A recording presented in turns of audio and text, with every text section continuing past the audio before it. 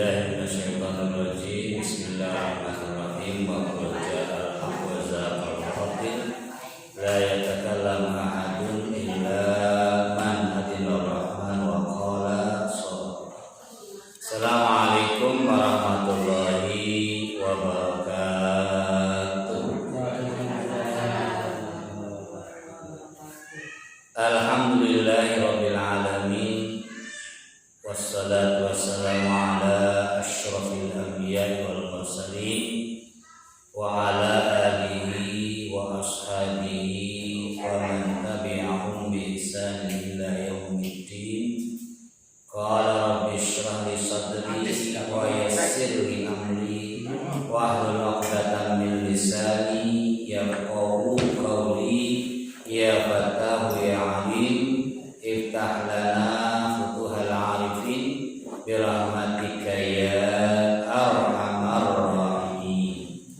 Subhanaka la ilma lana illa ma 'allamtana innaka antas samiul alim. Para jemaah, Bapak Ibu yang hormati, pertama dan yang paling utama, seperti biasa, setiap kita memulai segala sesuatu, kita awali dengan mengucapkan Bismillahirrahmanirrahim. Lalu kita lanjutkan dengan puji syukur, hamdan wa syukran. Kita panjatkan syukur alhamdulillah kepada Allah Subhanahu wa taala atas segala nikmat yang telah Allah berikan kepada kita semua, sehingga dalam suasana hujan sekalipun, suasana dingin, suasana kegiatan yang begitu padat pada malam yang berbahagia ini, alhamdulillah kita semua masih diberikan kesempatan oleh Allah sama-sama bertemu, berkumpul di tempat dan rumah Allah yang mulia ini. Alhamdulillah. Dan pula kita bersyukur kepada Allah di tengah jamaah, di antara jamaah kita, baik jamaah itu sendiri maupun keluarga yang pada malam hari ini sebenarnya masih melaksanakan ziyadah doa. Yang pertama, almarhum Bapak Sumari, mudah-mudahan Allah Subhanahu wa taala mengampuni segala dosanya dan menempatkan di sisi Allah yang mulia. Yang kedua, almarhum dari Ananda Medianto ya, bin Bapak Maksani. Ya, kita doakan mudah-mudahan keluarga yang ditinggalkan dari putranya ini diberikan kesabaran dan mudah-mudahan diberikan keikhlasan, karena ini semua adalah takdir, ketentuan yang Allah berikan kepada dua keluarga ini, baik keluarga Bapak Sumari almarhum maupun Medianto dan beberapa keluarga Ahmad Sani. Mudah-mudahan semuanya diterima di sisi Allah. Amin ya Allah. Al-Fatihah. A'udzubillahi minasyaitonir rajim. Bismillahirrahmanirrahim. Alhamdulillahirabbil alamin arrahmanirrahim. Iyyaka na'budu wa iyyaka nasta'in ihdinas siratal mustaqim. Shiratal ladzina an'amta 'alaihim ghairil maghdubi 'alaihim waladdallin. Dan buat kita semua, mudah-mudahan Allah balas segala amal baik kita semua. Amin ya Allah. Kang keloro, kang pinggali, salawat dan salam tidak lupa kita sampaikan kepada junjungan kita baginda Rasul Nabi besar Muhammad Sallallahu Alaihi Wasallam, pada keluarga beliau, para sahabat, para tabi'in, para ulama, semua sampai kita sebagai umatnya. Mudah-mudahan kita nanti dikumpulkan bersama beliau, amin. Dan mudah-mudahan mendapatkan syafaat beliau, amin. Dan mudah-mudahan kita semua menjadi ahlul jannah, amin ya rabbal alamin. Bapak Ibu ingkang kula hormati, pada kesempatan yang berbahagia ini kula sering ditakoni tentang akikah. Jadi kita coba angkat ya persoalan akikah atau akikah, supaya kita semua ini tidak gagal fokus, supaya kita ini tidak ketinggalan informasi tentang akikah karena simpang siur. Kita ambil salah satu aja karena kita semua berangkat dari mazhab al-Imam Asy-Syafi'i. Mazhab kita Imam Syafi'i. Maka dari itu kita awali terlebih dahulu pengertian akikah itu sendiri apa. Ya. Ada sebuah hadis yang diriwayatkan dari Abu Dawud, kemudian At-Tirmidzi, kemudian juga An-Nasa'i dan juga Ibnu Majah, kemudian Imam Ahmad, Ad-Darimi dan lain-lainnya. Ini dari riwayat Samurah bin Jundab. An Samurah bin Jundab anna Rasulullah sallallahu alaihi wasallam qala kullu gulamin rahiman bi aqiqatihi tudbahu anhu yawma sabi'ihi wa yukhlaqu wa yusamma. Diriwayatkan dari Samurah bin Jundab bahwa beliau berkata, Rasulullah SAW bersabda, semua anak bayi itu tergadaikan dengan akikahnya, yang pada hari ketujuh disembelih hewan kurban, hewan kambing, kemudian diberi nama, kemudian dicukur rambutnya. Ini hadis yang menjelaskan apa dasar hukumnya akikah atau ekah ya, begitu teman.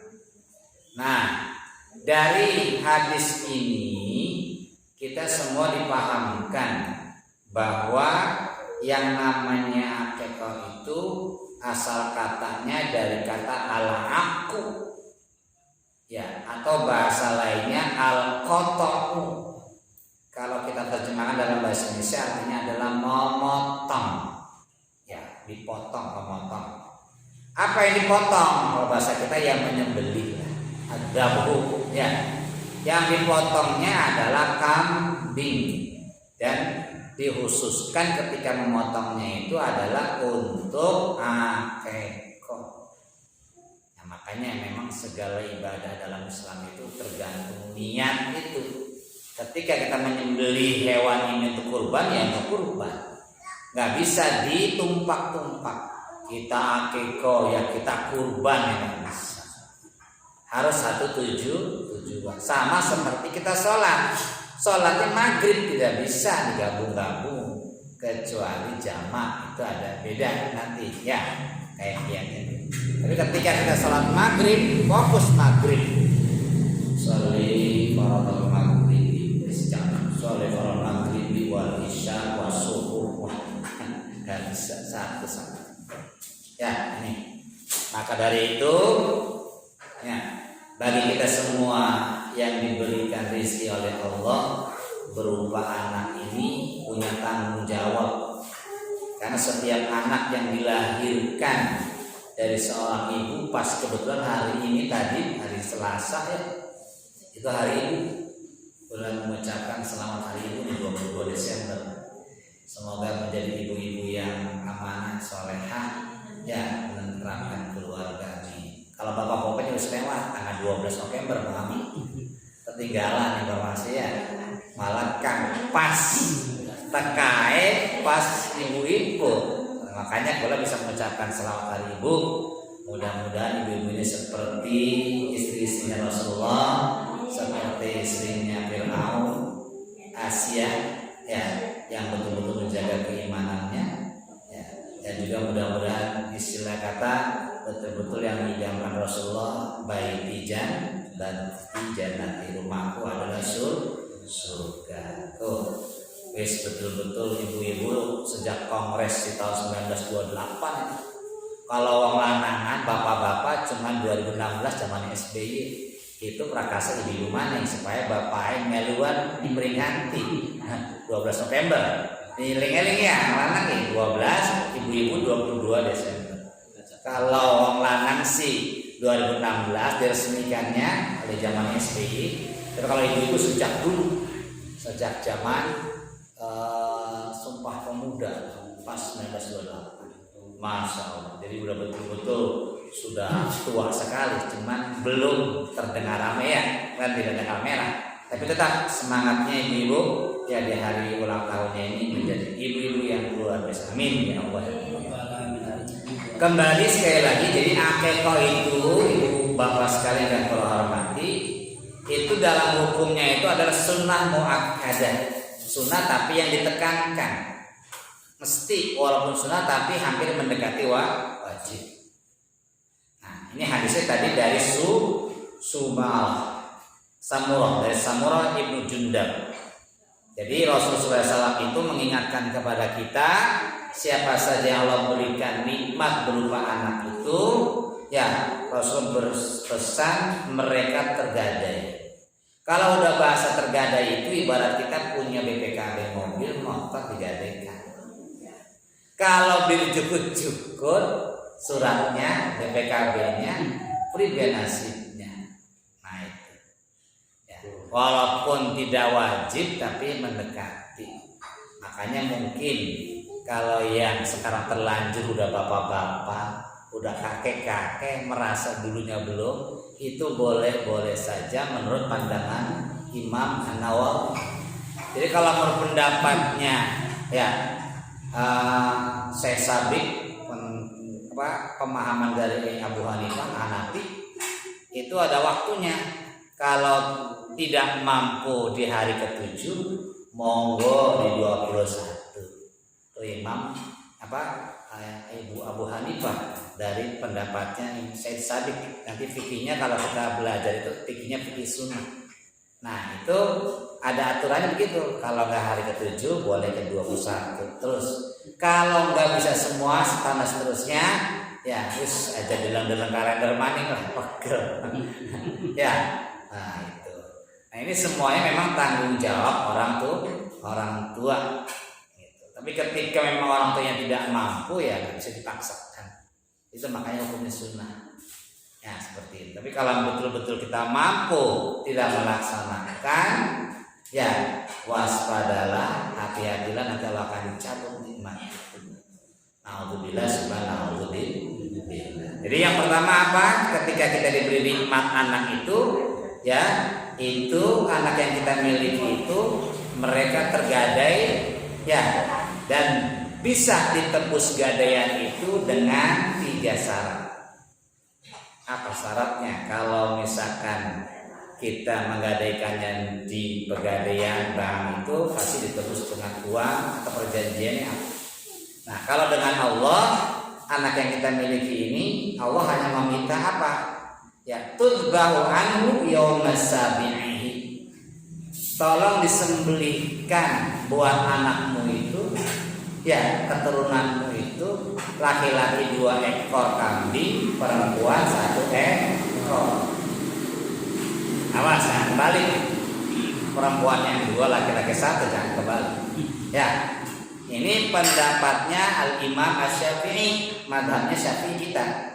Tapi kalau Imam Abu Hanifah, ya dia mau laki-laki mau perempuan 1. Jadi kalau seandainya di antara kita ada yang laki-laki cuma 1, ada 2 kemungkinan. Ngikutin Imam Abu Hanifah atau karena pelit. Awas. Jangan dicampur aduk kalau hukum kalau Imam Syafi'i. Ya, itu. Nah, kalau Imam Syafi'i itu cenderung pakai kias. Makanya kalau menurut Imam Syafi'i, kalau misalkan kambing laki-laki 2, misalkan di kampung itu ada yang lahiran, ya ini bukan direncanakan. Misalkan lahiran ada laki-lakinya 3, perempuan 1, itu menurut Imam Syafi'i boleh sapi 1 boleh. Coba kan 2, 1 boleh. Itu kalau menurut Imam Syafi'i. Itu kalau Abu Hanifah nggak boleh, tetap 1 ya 1. Nah, ini supaya bisa membedakan. Itu kalau ditanya lah, masa bisa? Nah, karena beliau Al-Imam Syafi'i itu mengkiaskan tentang hukum kurban disamakan. Karena pada isinya orang akikah itu juga adalah berkurban. Ya, paham ya? Nah, itu pendapatnya Al-Imam Syafi'i. Cuman perbedaannya itu memang banyak para ulama membedakan itu syaratnya. Ya, kalau menurut Imam Syafi'i itu tetap seperti yang kurban, berarti apa yang berlaku di kurban. Kalau yang lainnya ada yang mengatakan tidak harus seperti kurban. Itulah perbedaan para ulama. Yang intinya adalah ya supaya anak yang dilahirkan ya kemudian yang menjadi rezeki kita ini betul-betul Allah jaga. Kenapa harus dijaga anak-anak kita? Nah, ini perlu kita ketahui bahwasanya anak yang Allah berikan kepada kita sebagai karma yang terbesar buat kita ini itu tidak hanya menjadi kebahagiaan keluarga, tetapi waspada. Nah, ada hadis yang mengatakan apa kehati-hatian kita? Ada hadis yang diriwayatkan dari Salman bin Amir Ad-Dabi bahwasannya dia berkata Rasulullah SAW bersabda, akikah itu dilaksanakan karena kelahiran bayi. Maka dari itu sembelilah hewan dan hilangkanlah semua gangguan darinya. Jadi karena kita begini, kenapa kita sering diganggu oleh makhluk halus ketika punya anak? Allah melalui Rasulnya ini sudah memberitahu. Biasakan tadi kalau sempat itu pas hari ke-7 supaya si anak itu betul-betul terlindung. Kalau kita kan karena tradisi kita nunggu puputan ya, nunggu sampai jadi gangguannya itu luar biasa. Nah, itu. Padahal Rasul mengingat hari ke-7. Ya, kalau nggak ke-7 ya ke-21. Tapi umumnya ya. Cuman kita rata-rata karena tadi tradisi lebih kuat sehingga anak kita harus ditungguin 40 hari. Lek-lekan terutama laki-laki ya. Cari anak kan ngimpil apa dan sebagainya. Nah, ini hadisnya memang ada. Setiap bayi yang dilahirkan itu memang banyak mereka yang mengalami gangguan macam-macam. Nah, untuk menghindari gangguan itu kita dengan cara berakikah itu di hari ke-7.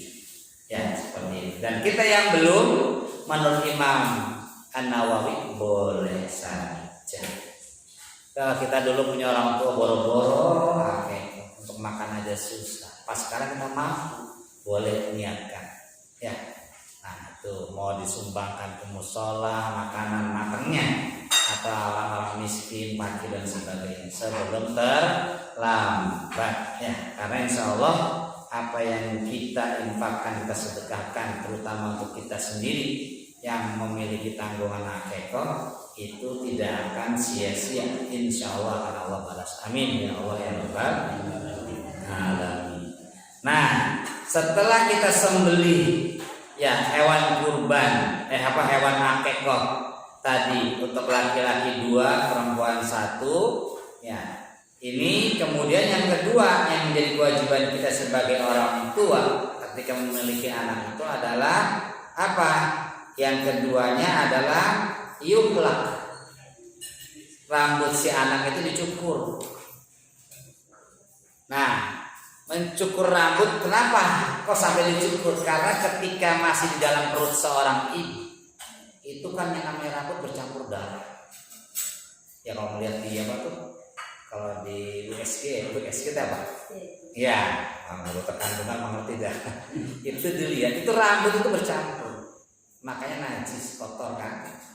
Makanya kenapa ketika lahir itu setelah disembelihkan hewannya, itu rambutnya dipotong habis. Tapi yang motongnya jangan tukang cukur.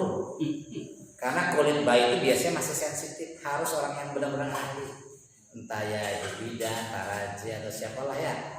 Itu betul-betul harus bersih. Ya, untuk membersihkan apa? Mungkin tersisa dari rambut-rambut itu, ya dari tempelan darah-darah yang ketika dalam kandungan. Masya Allah, Islam begitu memperhatikan. Baik-baik udah dibunuh dulu.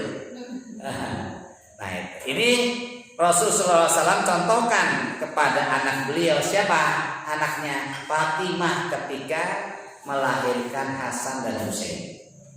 Itu ketika Fatimah melahirkan Hasan dan Husain itu Rasul mengingatkan kepada Fatimah, sembelihkan 2 domba, setelah itu rambutnya kau cukur, habiskan. Itu rambut jangan dibuang, dikumpulkan. Kemudian kata Rasulullah itu ditimbang di timbangan emas, bukan timbangannya beras, apa timbangannya? Wah, timbangan emas, dihitung. Ini contoh Rasulullah ketika punya cucu ya. Nah, itu rambutnya si bayi itu ditimbang emas itu diukurnya pakainya perak. Dirham, bukan pakai dinar, bukan pakai emas. Itu walaupun memang ada adat sebuah kampung itu yang pakai emas, nggak masalah. Karena kita mulai kalau dari perak ke emas nggak masalah, tapi yang masalah dari emas menjadi perak, nah ini yang bermasalah. Karena kalau perak insya Allah semua orang mau. Itu rambutnya ditimbang. Nah sekarang perak kurang lebih segramnya 70 ribuan ya kurang lebih. Dikalikan aja. Makanya kalau anak yang rambutnya gimbal penuh lah kali hitam. Kalau misalkan 1,5 kilo begitu emas, nah galeng-galeng. Ini kayak sedikit informasi karena kita ya apa beli baru apa karena malas buka buku ya. Ya iya disembelih dulu buat anak. Ya artinya hewannya kemudian rambutnya dicukuri jangan dibuang apalagi masukkan ke dalam air kembang.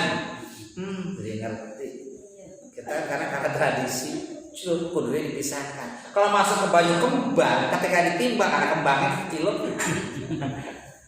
Ini ya kita biasakan. Ya wis akan terlanjur sudah. Karena saya bilang memang tradisi itu lebih kental dari ajaran kita sendiri. Makanya kita sekarang belajar pelan-pelan ya bahwa proses akikah itu begitu. Setelah disembelih hewan kurbannya makan-makan tuh siapkan rambutnya kalau kita biasa marapannya. Nah tapi kalau untuk ukuran kita yang terlambat nggak pernah ataupun mungkin orang tua nggak mampu nggak usah ikut-ikutan kayak anak kecil. Misalkan mau mutara kita dulu akikah ke guru boleh akikah tapi beli usahakan marhaban gede potong rambut bisa ya diayun marhabanan asrokol badru bisa yang bisa. Nah, itu khusus yang masih imut-imut. Ya, kalau kita cukup ya akikahnya aja. Jangan disamakan. Nah, jadi rambutnya itu ditimbang. Kalau memang ada berapa gram dikalikan harga perak hari ini berapa. Nah, itu Rasul yang mencontohkan. Itulah dibilang setiap kurban, setiap helainya rambut itu Allah itu pun di situ. Ya itu mungkin kita lupa. Atau pura-pura lupa dan sebagainya. Ya, itu yang kedua kewajiban kita orang tua kalau punya bayi, punya cucu, nah itu rambutnya jangan dicelupkan ke air kembang, pisahkan aja. Kalau mau kembang boleh guntingnya mungkin, ya gunting kotor sih, nah itu. Kemudian yang ketiga ingin menebus anak yang diberikan kepada kita semua, ya itu yang ketiga adalah yusamma. Diberi nama sebaik-baik nama. Nah, boleh nama-nama kalau perempuan dan istri-istri Rasulullah, Maimunah, Zainab, Khadijah, Aisyah, apa? Ya, Asia. Kalau laki-laki Abdurrahman, Abdurrahman, Abdul, apalagi Ghafur dan sebagainya, Muhammad apa? Nah, boleh. Karena nanti ketika kita meninggal dunia di padang mahsyar itu yang dipanggil nama kita yang terbaik. Saka Mutara, Suherman, pakai Ahmad Mutara. Itu yang dipanggil nanti di sidang di padang mahsyar itu nama terbaik. Makanya kenapa ketika kita haji itu selalu diganti nama kita. Iya, yang tadi namanya Ahmad nanti bisa berubah. Muhammad Baihaqi. Ya, Pak Harto diganti Muhammad Soeharto. Ya, Pak Jokowi baik berarti kita diganti Muhammad Jokowi, Ahmad Jokowi. Ya, itu karena apa? Karena memang tradisi ini akan kita bawa sampai meninggal nanti akan dipanggil nama. Makanya orang dulu betul kasih nama yang benar nama benar. Masa namanya Blekedut atau nama yang aneh-aneh ya, aja sampai kayak pernah kita lihat di grup. Masa KTP namanya setan segitunya ya nama paduan baik ngasih ngarap anak ini KTP orang mau ke Lampung tahu nih setan namanya. Astagfirullah. Itulah makanya perlunya kita sharing, perlunya kita berbicara ngobrol dalam jamaah ataupun ya grup-grup itu ya untuk mencari yang terbaik. Jangan ikut-ikutan yang salah. Sama seperti makanan zaman sekarang lihat cimol setan ya apalagi tuh yang menakut-menakutkan ya nama makanan baik-baik pun diganti namanya ya macam-macam. Ada lagi tahu pocong Apalagi tuh? Ya aduh, jadi kita kok bergaul dengan bangsa Mekah, walaupun sensasi wis takut. Ya, anak mana kamu Dewi tuh sampai WC apakah kagak WC kan? Ya, dijadikan tempat olahannya. Macam-macam manusia cari sensasi. Jangan ngikut-ngikut yang benar ya. Jadi memberikan nama pada anak atau cucu nama yang terbaik. Contoh misalkan kita ambil contoh misalkan Musa atau Tamlika Musa Alexander. Ya, Tamlika itu kita pernah mungkin ingat ceritanya Ashabul Kahfi yang Allah tidurkan selama 306. Ya, 306 tahun Allah tidurkan. Wong semua suwe. Itu laki-laki dari yang tertidur itu namanya Tamlika. Nah itu boleh. Jadi seorang laki-laki yang luar biasa karena dia tertidur karena hidup di zaman pemimpin yang zalim. Dia nggak ingin ikut-ikutan dia menjadi orang yang zalim. Dia tertidur sama Allah di sebuah gua ditidurkan. Termasuk salah satunya anjing. Ya, nah itu kan dia dibangunkan oleh Allah karena merasa lapar, kemudian dia nyuruh temannya untuk beli makanan. Ketika uangnya dibelanjakan, semua pada kaget, ini uang tahun berapa? Nah, ini ternyata sudah 306 tahun yang lalu. Tuh, dia ada yang bilang 6, ada yang 9, yang penting jangan 376 Nah, segitunya ya Allah bangunkan dari tidurnya. Nah makanya Tamlika salah satu namanya. Ada yang mirip-mirip Naran. Nah kalau Musa juga bagus. Musa itu kan dari bahasa Ibrani, ya Musa itu dari Ibrani artinya adalah bayi yang hanyut di kali. Orang Ibrani itu biasanya nyebut sin itu syah, makanya salam itu nggak bisa sulom, ya jadi ada syah, salam itu jadi salum. Orang-orang Ibrani ya seperti orang-orang Bali. Orang Bali kalau nyebut es itu pasyarman di pasyarman, esin orang-orang Bali. Karena kita pernah punya teman Bali itu ngomongin gitu, kalau mau es orang Jogja ngin, ain, ngah. Alhamdulillahirabbil alamin, alhamdulillahirabbil alamin. Ejaan-ejaan gitu dialog orang-orang Jogja itu masih ngah. Makanya kita di Salafi ada guru orang Jogja itu kalau udah ngomong ain itu ngah ya. Alhamdulillahirabbil alamin, alamin. Nah, itu makanya perlu belajar kempek dikit. Dididik nih kempek dikit dan ya walau dolimnya kang lempeng kang bener. Nah, Musa pada baik ya kalau memberikan nama misalkan Nabi, boleh Nabi Musa, boleh Harun, banyak nabi-nabi Isa dan sebagainya.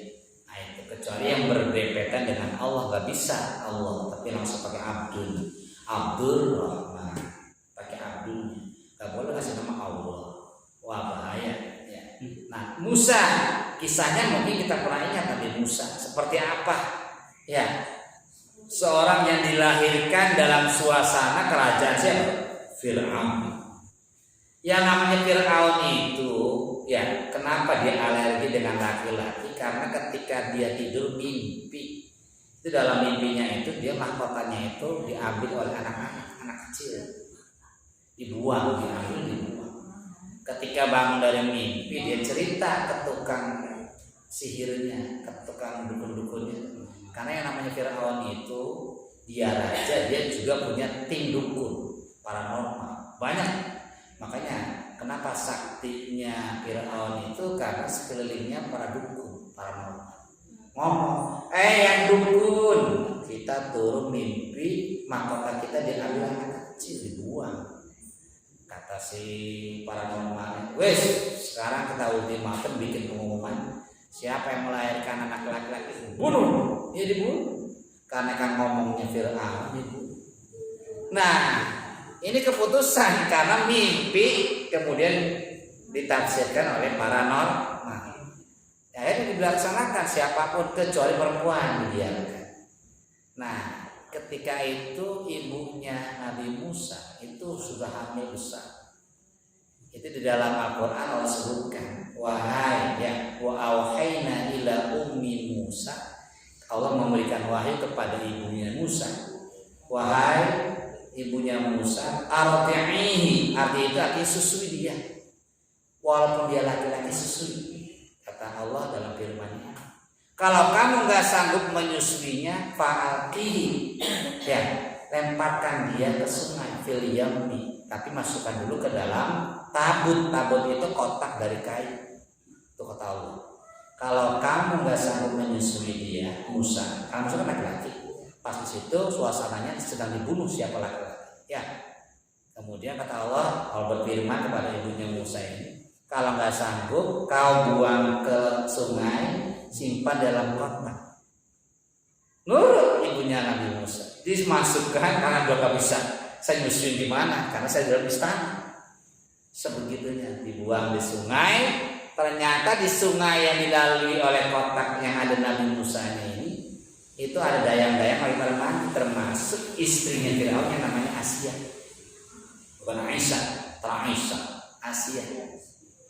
Lagi mandi kata dayang, aduh ada kotak. Lah ini kotak kok ada bayinya sambil ngepeng, ada dotnya. Kan lucu ya. Sementara Asia itu sedang mendambakan, mengidam-idamkan anak karena dibilang. Ini semua skenario-nya Allah. Ya, kemudian diambil oleh para dayang-dayang, perintahnya Asia dibawa ke istana. Itu istana nangis, ditangis anak kecil. Firaun gemes, aduh, bayi siapa manji-manji istana, belum kelihatan jenis kelaminnya. Firaun nggak sampai ke sana tuh. Walaupun cerdas Firaun, dia baru tuh yang nangis anak laki-laki. Allah menutupi, menangis tuh. Sampai akhirnya Asia ini bikin sembara, tolong emak-emak yang bisa nyusui anak ini diem, saya akan kasih hadiah dan saya suruh tinggal di istana. Undang emak-emak pada hadir. Siji nyusoni nangis lagi, kabeh pada nangis, angger langkah makna yang cocok. Ada satu yang cocok, emboke deh. Masya Allah, ini ya sudah memang skenario-nya Allah Subhanahu Wa Taala. Karena Allah tuh bilang, kalau kamu nggak sanggup, nanti kan ada yang sanggup, ya kan? Nah akhirnya dia sendiri, cuma prosesnya tadi melalui proses itu. Akhirnya apa? Allah kembalikan lagi kepada ibunya. Masa selamat Nabi Musa yang harusnya dibunuh malah disusul ibunya lagi. Masya tuh sebegitunya perjuangan Nabi Musa di tengah raja yang zalim, dia diselamatkan oleh Allah dan masuk dalam istananya. Itu lahir, ceritanya panjang teman. Boleh Nabi Musa namanya tuh anak, boleh Musa. Nah ya Nabi Musa seperti itu. Atau seorang pemimpin tadi, Alexander the Great, ya Alexander the Great itu yang Iskandaria yang dalam film-filmnya ada kan Alexander kan. Nah itu kalau kita lihat pernah ke Mesir, Kairo, nah ini mengayal beda di Mesir di Kairo, itu kurang lebih ya 200-300 meter dari Kairo itu ada kota yang betul-betul maju. Itu karena dulu pemimpinnya itu pemimpin yang sukses. Makanya Alexander the Great itu dikenal Alexandria atau Alexander. Nah itu makanya kalau emang punya anak boleh Nabi Musa boleh, atau boleh Tamlika boleh, atau Alexander boleh. Memang ini semuanya baik-baik semua. Amin ya Allah ya Allah. Amin. Kalau kita semua masih kepengen dia ngomongan, kalau video ya suka katanya anak cucu, namanya bagus. Jangan sembarang ngasih nama. Ya, karena nama itu adalah doa. Jangan sampai kita salah seperti itu. Nah itu mau pakai namanya Tamlika, kisahnya Ashabul Kahfi, atau para nabi, mau Adam, mau Nuh dan seterusnya, silakan. Yang penting jangan Firaun, apa maning Korun, apa maning Kan'an, wes kan dilakat aja. Apa mana iblis, setan, naudzubillah, subhanallah.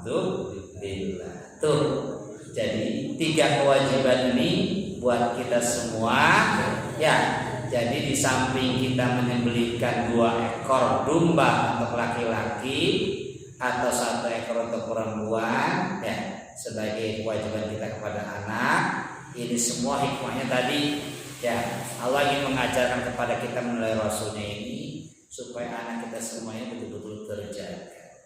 Karena as-shadaqatu tadfa'u balaa. Nah, anak ketika masih kecil pun sudah diajarkan ke orang tuanya untuk bersedekah, itu ya luar biasa. Karena gimana pun juga setan dan bala tentaranya itu nggak pernah berhenti, ya. Mereka akan berhenti kalau kita betul-betul siaga. Makanya dari sedekah melalui akikah inilah, ya, ini yang bisa kita terapkan kepada anak, dan tata caranya diikuti. Kagak usah nunggu 40 hari, ya, walaupun mungkin ada istiadat 40 hari. Ya, ini ajarnya kita ambil dulu dasarnya apa, nunggu 40 hari. Tapi kalau yang 7 hari ini jelas hadisnya tadi dari Samurah ibnu Jundab atau dari Salman ibnu Amir. Nah, itu semua hadisnya sahih. Atau dari Aisyah itu sendiri.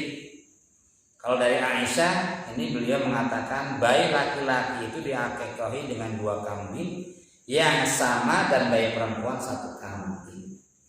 Nah, ini kalau Aisyah ini pernah cerita dulu ada saudaranya namanya Abdurrahman. Itu Abdurrahman itu pernah pengen akikahin anaknya karena saking bahagianya. Wong sugih itu anaknya itu akikahnya pakai onta, bukan macam tahu, unta, kayak onta. Unta. Sampai akhirnya Aisyah datang ke rumah ponakan dewek sih. Man, gila kok anak nabai. Apa kelompok deh? Kenapa? Yang namanya akikah itu di kamarnya tuh wedhus, kambing, domba. Gila kok berapa pakai unta? Nah, itu kisahnya.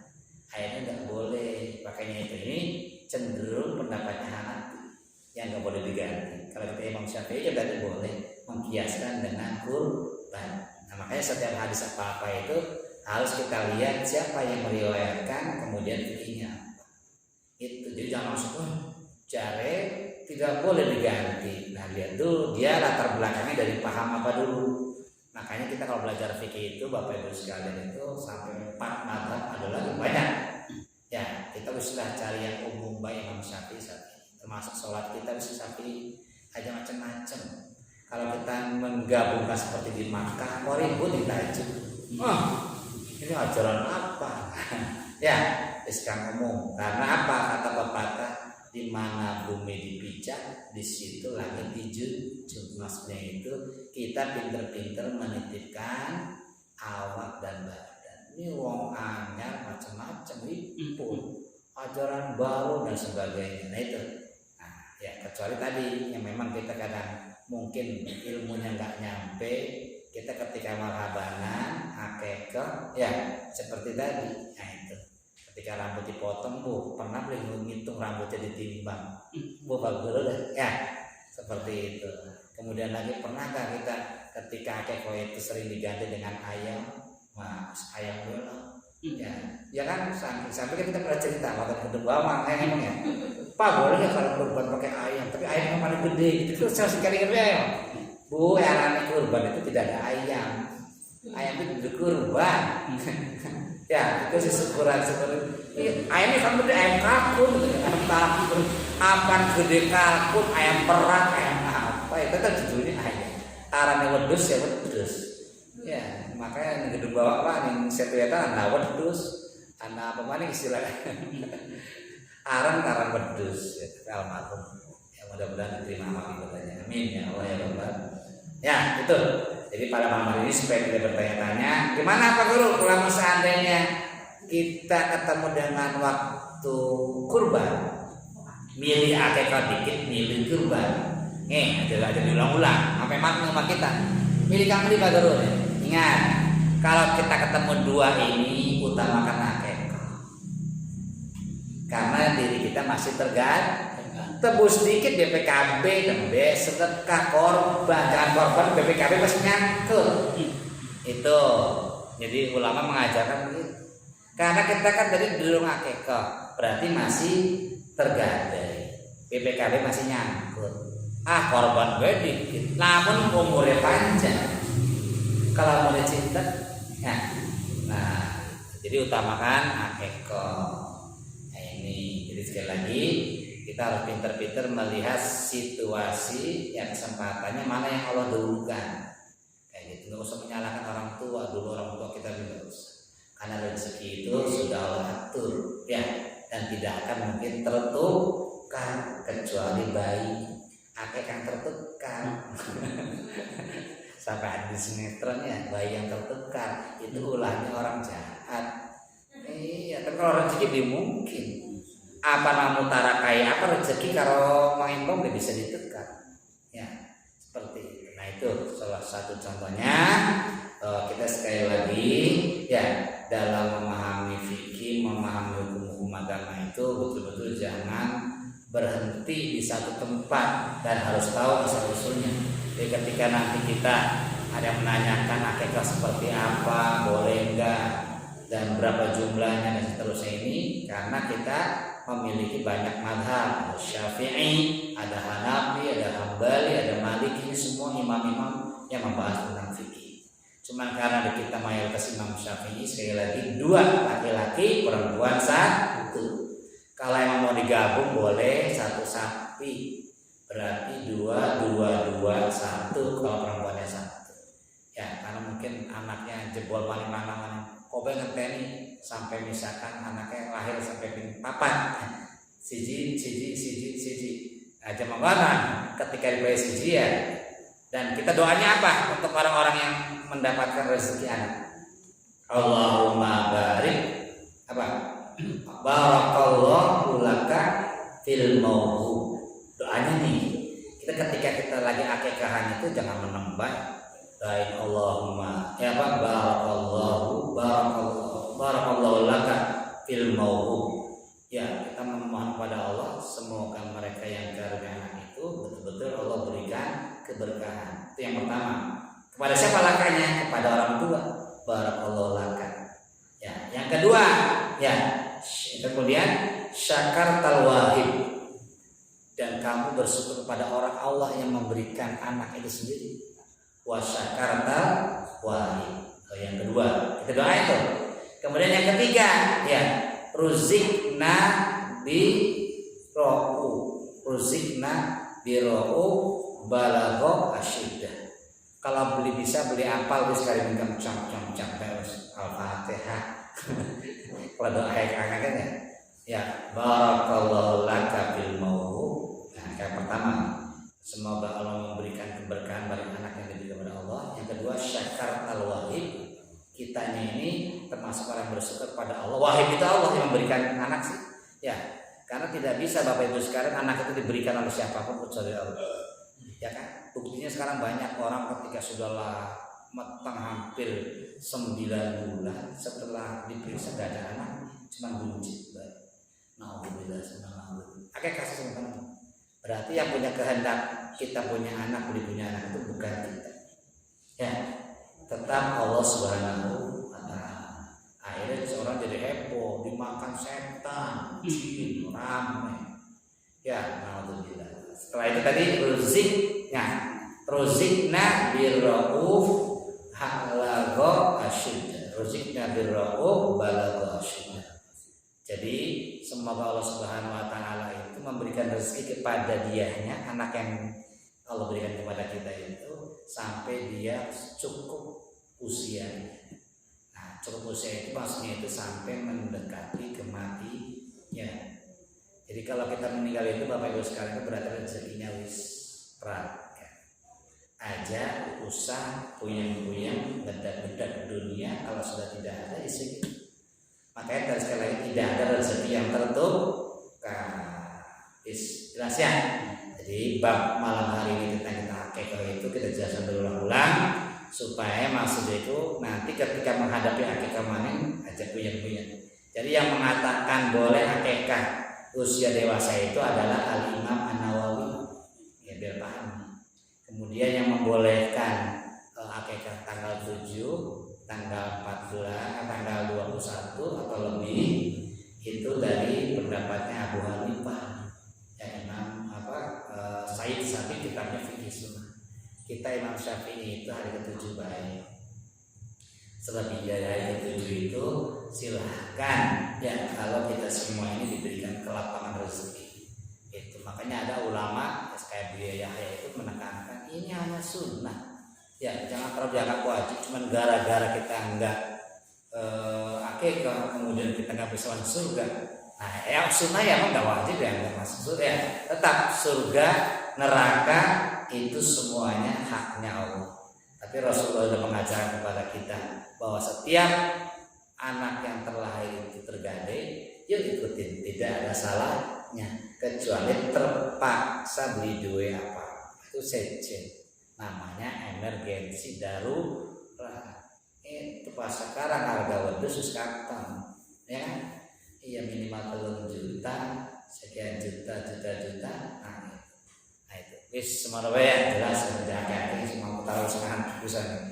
Masalahnya malam hari ini betul-betul 3 jam tahlilan ngorok ya. Kemudian terakhir ini insya Allah ya apapun yang memberikan kesibukan buat kita ini sebagai catatan amal. Ya kita kalau di dunia nggak capek-capek, mudah nanti di akhirat lebih capek lagi. Capek mikirin kok amalnya setitik. Nah itu. Makanya ibu sekalian, bapak sekalian, jamaah sekalian, setiap kita menghadiri pengajian apapun itu sekali lagi jangan lupa di hati kita istighfar kan nanti. Karena malaikat itu lagi mengaminkan amin. Nah itu makanya kita yang hadir pada malam hari ini Allah pilih kita hadir, amin, alhamdulillah.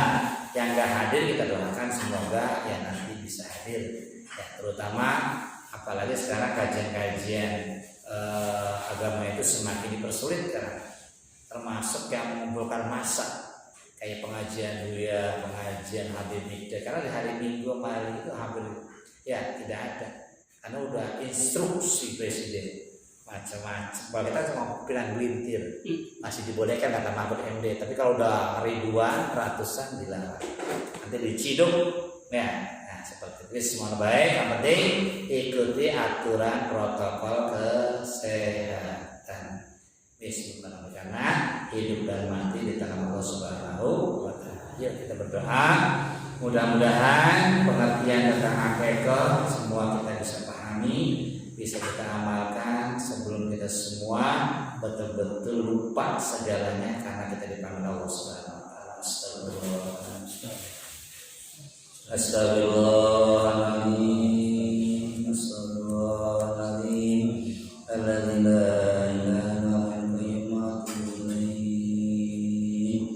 Allahumma shalli ala habibina wa syafi'ina wa karimna wa rabbina wa ala Muhammad wa ala alihi wa sahbihi ilahi wa ilahana ala ilallah wa basyiri Allah hajatina wa basyiri Allah hajatina wa basyiri Allah hajatina. Allahumma aftah alaina hikmataka wa sallallahu min khazanatika ya arhamar rahimin. Allahumma anfa'na bima 'allamtana wa 'allimna ma yanfa'una warzuqna uluman tanfa'una. Rabbana hab lana min azwajina wa dhurriyyatina qurrata a'yun waj'alna lil muttaqina imama. Rabbana zalamna anfusana wa illam taghfir lana wa tarhamna lanakunanna minal khasirin.